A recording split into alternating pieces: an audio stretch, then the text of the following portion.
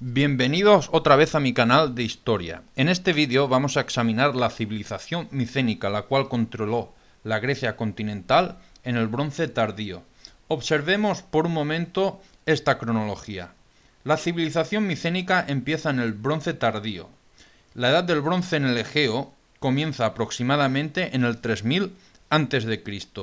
Aproximadamente, esta es una palabra clave, ya que desconocemos de manera exacta cuándo empezó esta época. Veréis en los manuales cómo estas dataciones cambian, ya que son constantemente revisadas. Y el bronce, esta edad del bronce, acaba en el 1000 a.C., con la aparición de los trabajos siderúrgicos, es decir, del hierro. Por lo que la observación que debemos hacer es la siguiente. Cuanto más viajamos atrás en el tiempo, más inestables son las fechas, y especialmente cuando hablamos de prehistoria y de sociedades que no habían desarrollado la escritura. Si miras la cronología, entre el 3000 a.C. y el 1000 a.C. es la datación de la edad del bronce para el área del Egeo. Si cogemos la cronología egipcia, el bronce empieza en el protodinástico, hacia el 3150 a.C. ¿Qué quiero decir con esto? Que no hay una edad del bronce universal que sirva para todas las civilizaciones. Cuando establecemos el 3000 a.C. como inicio del bronce en el Egeo, nos referimos a la civilización minoica de la cual hemos hablado. Los micénicos pertenecen al bronce tardío. Hablemos ahora de los primeros griegos. Los primeros griegos están relacionados con las invasiones indoeuropeas. Los primeros asentamientos culturalmente griegos, o que podemos decir y afirmar que estos asentamientos, estas gentes son los antepasados directos de los griegos, aparecen en los Balcanes, alrededor del 2000 a.C. y 1900 a.C. No sabemos mucho sobre estas poblaciones porque no dejaron historia escrita, y es a partir de 1600 a.C. cuando aparece claramente en el registro arqueológico las primeras evidencias de la civilización micénica, evidencias como asentamientos fortificados que dominan y estructuran el territorio. Son asentamientos grandes en los cuales viven personas que no producen directamente productos para su consumo.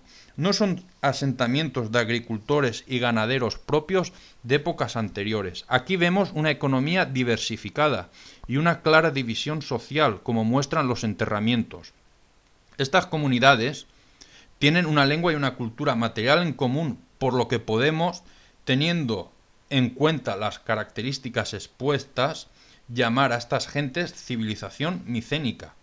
Los micénicos tuvieron una larga vida histórica, unos 400-500 años, lo cual resulta bastante tiempo comparado con los periodos de la Grecia clásica o el helenismo, que duran 2 centurias aproximadamente cada uno. Pasemos al mapa de la Grecia micénica. Como no tenemos historia escrita para este periodo, los arqueólogos e historiadores han trabajado con cerámica y tumbas para estudiar a los micénicos. Los primeros yacimientos fueron hallados en el Peloponeso y luego en el centro y norte de Grecia. Los micénicos se expandieron por las islas, como demuestra la estratigrafía del palacio de Nosos, en Creta.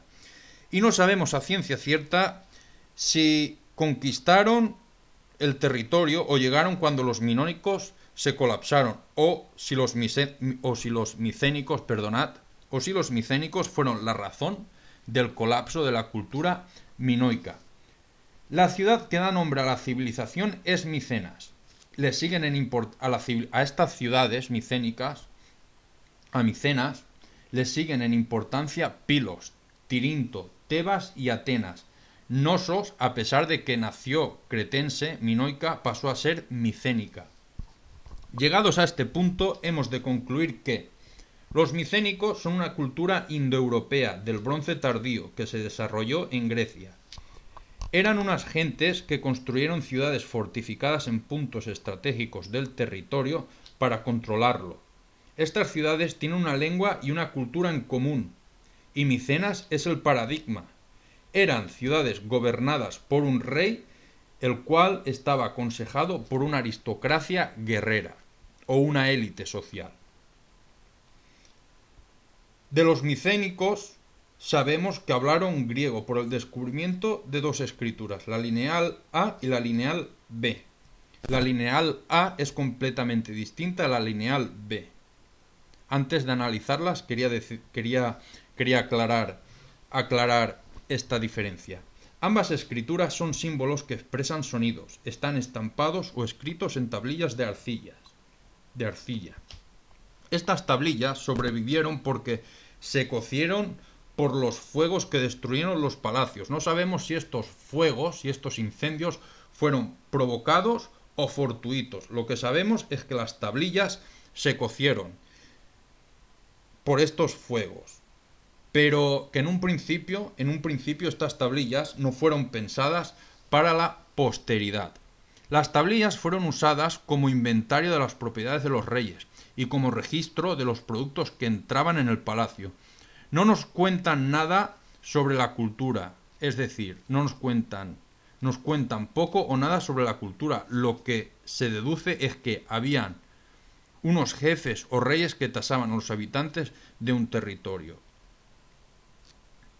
Estas tablillas no nos dicen, este rey gobernaba en este territorio y le sucedió su hijo.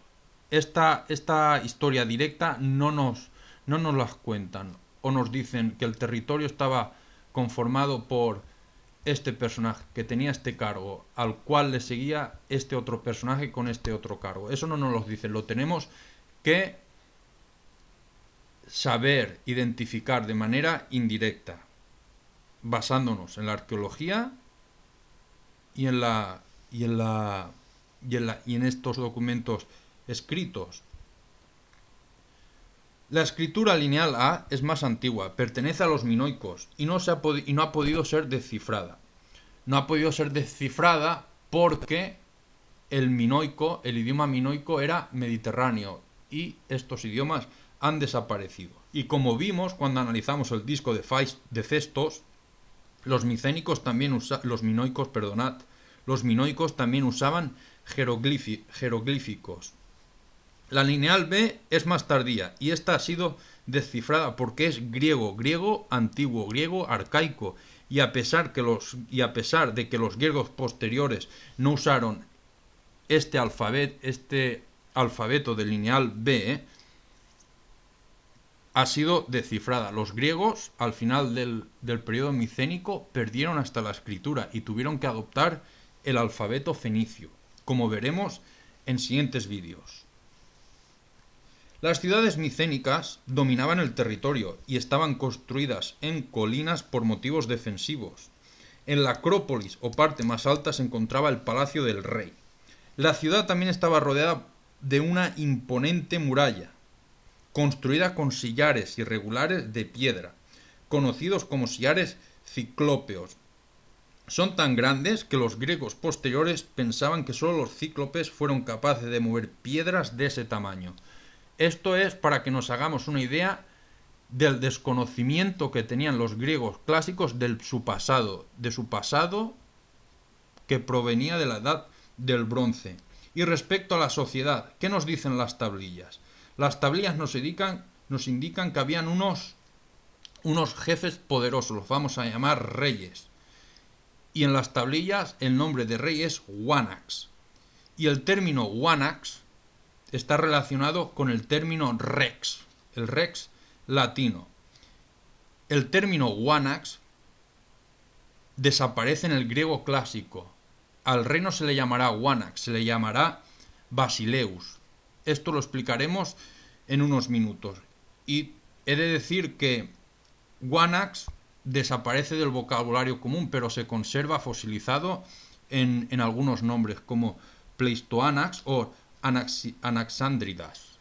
En estos nombres podéis ver que la palabra anax está presente. Es aquí donde solo se conserva el término Wanax. Estos reyes, jefes, el Wanax, estaban en la cumbre de esta sociedad y se sucedieron durante un periodo estable de tiempo. Esta forma de gobierno, una monarquía aristocrática, no tiene parangón en la Grecia posterior. Sería inaceptable para un griego clásico ser gobernado de esta manera. De aquí el recelo hacia Macedonia a finales del clasicismo. Macedonia estuvo mirada de reojo porque, lo hemos dicho varias veces, porque hablaba un griego un tanto diferente al griego del sur y porque todavía tenían una monarquía como forma de gobierno. Pero eso lo veremos en los siguientes vídeos. Conocemos a los reyes, a esta aristocracia, a estos jefes, gracias a la cultura funeraria, a los ajuares funerarios que aparecieron en los círculos de tumbas A y B y en los tolos.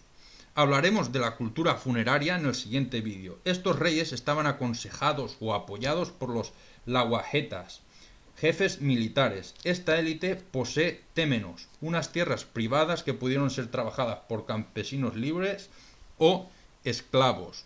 Doero. Las tablillas hablan de Doero, que en el griego clásico es doulos. Las tablillas también hablan de terratenientes conocidos como telestai. Además, aparece el término eketai, que significa seguidor. Los seguidores es probable que tuvieran un papel religioso. ¿Y qué nos dicen las tablillas respecto a la organización del territorio? ¿O qué podemos entender? Las tablillas de Pilos hablan de provincias cercanas, conocidas en las tablillas como de Hueracarilla, y provincias lejanas, Peracorailla. La palabra cora sobrevive en el griego clásico. La cora es el territorio que rodea la Asti, que a su vez es el centro político. Ambos territorios, la cora y la Asti, forman lo que conocemos como la polis griega clásica. Las tablillas hablan de un personaje, el corete, el cual es el gobernador, y otro personaje, el procorete, el cual suponemos que es el subgobernador.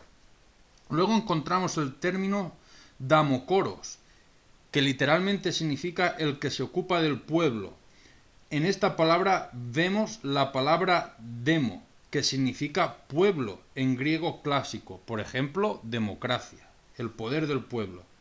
Y luego encontramos la palabra damo por sí sola, que significa pueblo o aldea, gobernado por el Pasireus, que en griego clásico es el Basileus, el rey. Hemos hablado de este término cuando analizamos el término Wanax.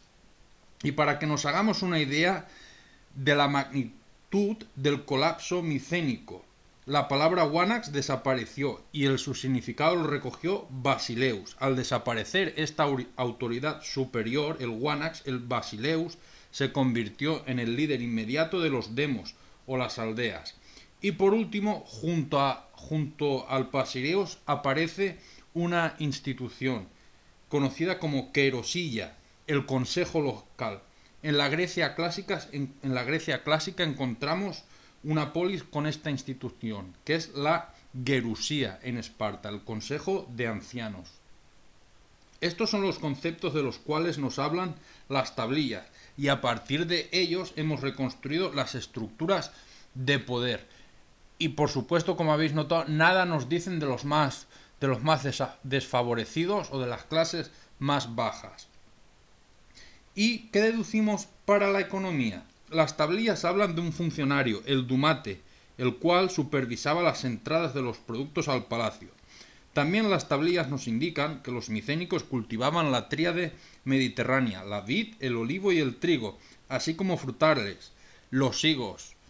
Sí, los higos. Yo también me quedé un poco sorprendido cuando vi en el manual de historia los higos. Y como curiosidad, Grecia es el país que más higos produce de la Unión Europea, junto a España. Este es un dato simpático. Y respecto a las especies ganaderas, son la cabra y la oveja, las cuales, por su naturaleza, se adaptan perfectamente al clima mediterráneo.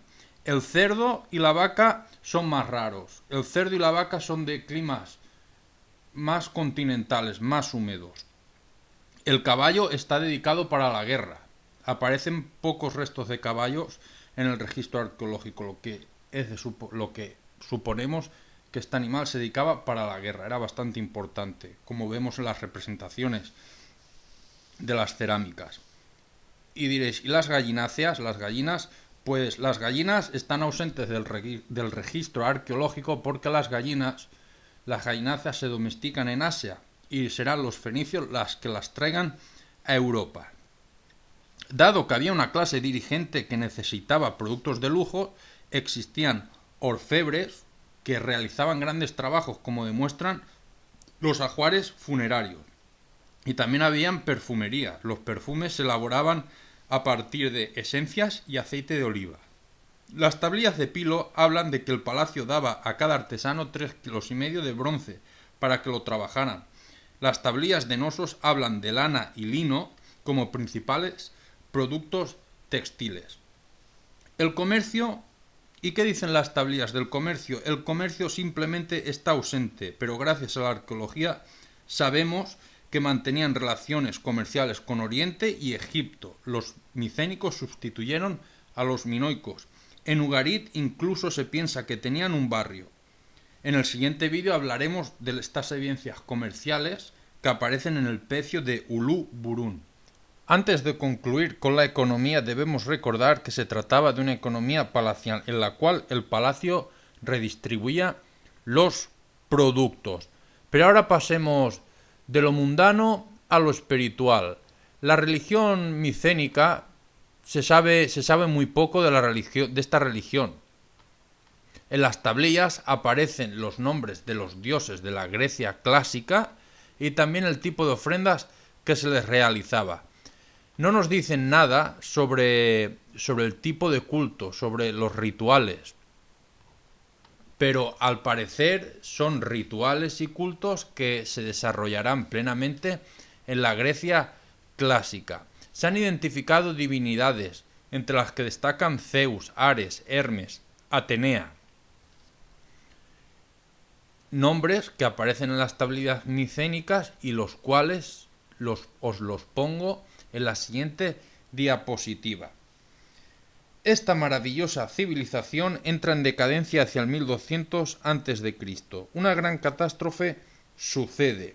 Las ciudades son destruidas y abandonadas para no ser rehabitadas. Se habla de un minicambio climático que afectó a la agricultura, y la agricultura en el mundo antiguo lo era todo.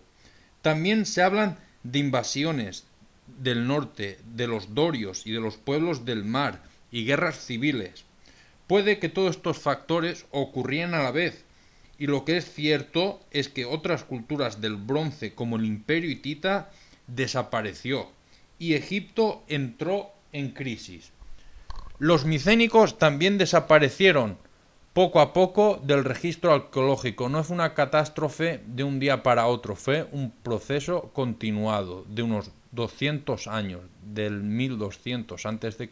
hasta el 1000 a.C. Y en este proceso, como hemos dicho, en la estratigrafía de los palacios aparecen destrucciones. Desaparece en este periodo la escritura lineal B y todo tipo de escritura en la Hélade. Porque la escritura desaparece, la época posterior es conocida como la Edad Oscura.